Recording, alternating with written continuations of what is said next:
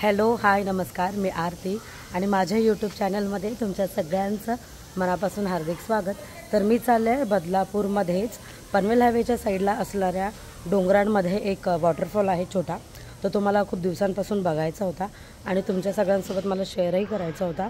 तर आज म्हटलं मला थोडा वेळ आहे आणि अगदीच 2 ते 3 तासच लागणार आहेत वॉटरफॉलला जाण्यासाठी। तर मग चला आपण निघूया। चला गाईज, हा आहे बदलापूरचा पनवेल हायवे आणि जर तुम्हाला माहिती नसेल आणि तुम्ही कोणालाही विचारलं तर ते तुम्हाला परफेक्टली सांगतील की नक्की कुठे यायचं आहे ते।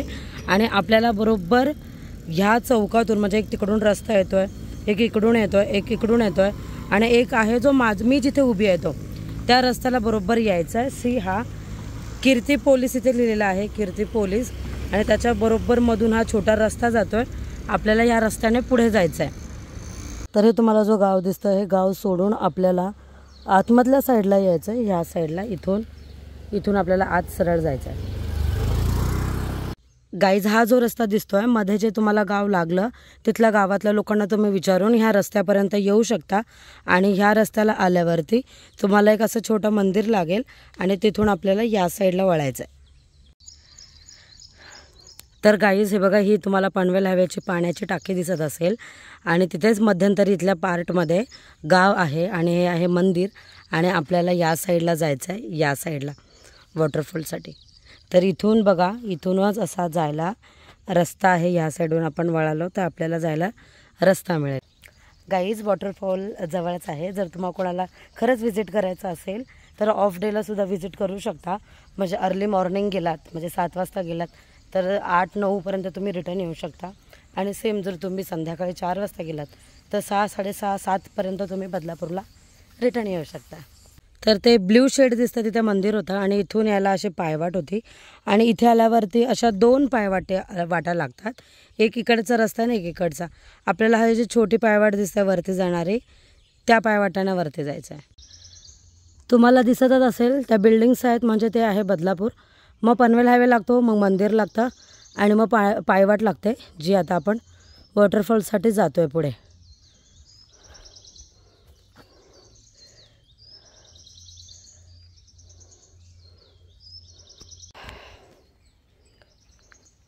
चला आता हे एक वळण लागतं आपल्याला, हे वळण क्रॉस करून पुढे जायचं आहे।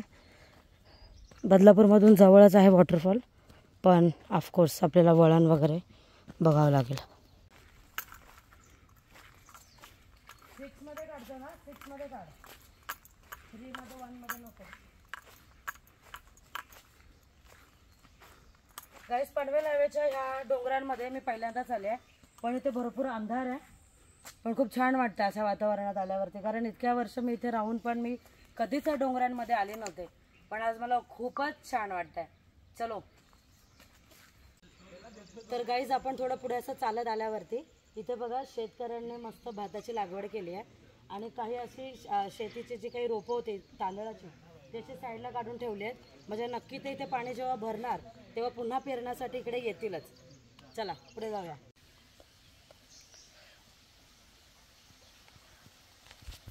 घनदाट रान सारे मस्तीत गीत गारे।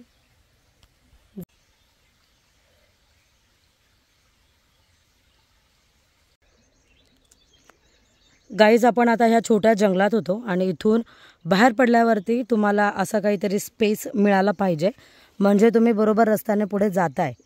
ठीक आहे, तर चला पुढे जाऊया। पाणी थोडं कमी दिसतंय पण लेट्स सी, आता आलो आणि 10 मिनिटावरतीच वॉटरफॉल आहे म्हटल्यावरती काय, चला जाऊया।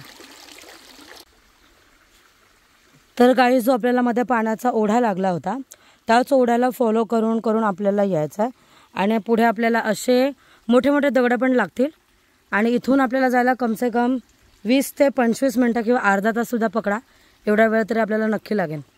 चलो,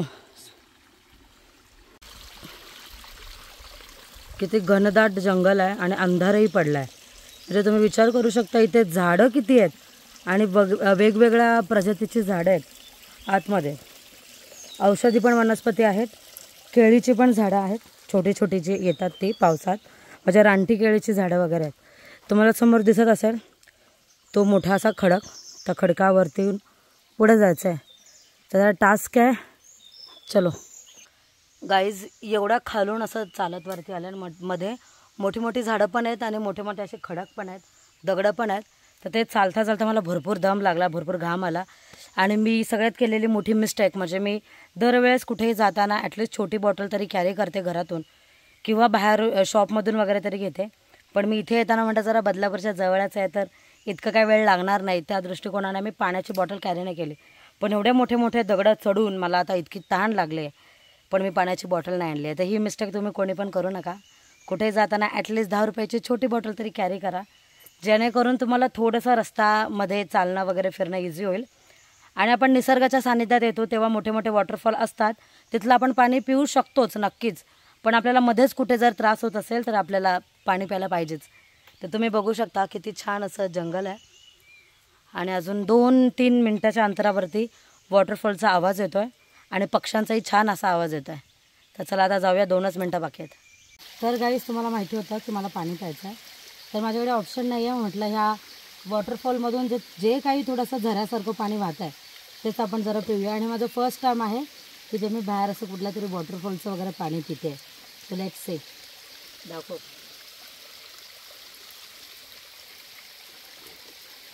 हा मस्त लागतं.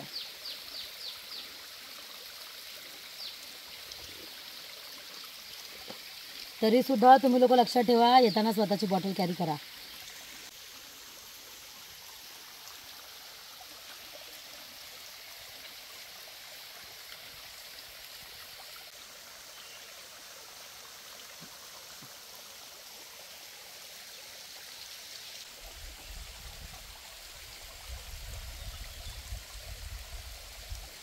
गाईज, मला वाटत होतं की हा वॉटरफॉल जरा छोटा असेल, पण जर पाणी जर असतं तर हा 3 टप्प्यांमध्ये पडला असता. हा बघा पहिला टप्पा आहे, हा याचा दुसरा टप्पा आहे आणि तो वरती असल्याचा जिथून वॉटरफॉलची सुरुवात होईल तो तसा तिसरा टप्पा आहे. हे 3 टप्पे घेत पाणी खाली जातं इकडे. म्हणजे तुम्ही विचार करा की हा वॉटरफॉल किती मोठा असेल जर याला पाणी असेल तर.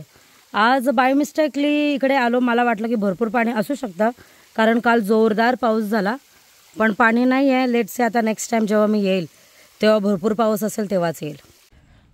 तर तुम्ही व्हिडिओमध्ये पाहिलं असेल की ज्या वॉटरफॉलला मी चालले होते त्याला पाणी नव्हतं, पण आजूबाजूचं झाडं वगैरे डोंगर किती घनदाट होता आणि किती छान वाटलं. मी नेक्स्ट टाईम नक्की जरा जास्त पाऊस पडला की पुन्हा येईल, पुन्हा व्हिडिओ बनवेल. आणि आजचा तुम्हाला माझ्याकडून हा माझा चुकलेला व्हिडिओ थोडाफार कारण पाणी नव्हता जर आवडला असेल तर नक्कीच माझ्या व्हिडिओला लाईक करा, शेअर करा आणि सबस्क्राईब करायला विसरू नका. भेटूया माझ्या पुढच्या व्हिडिओमध्ये. तोपर्यंत बाय.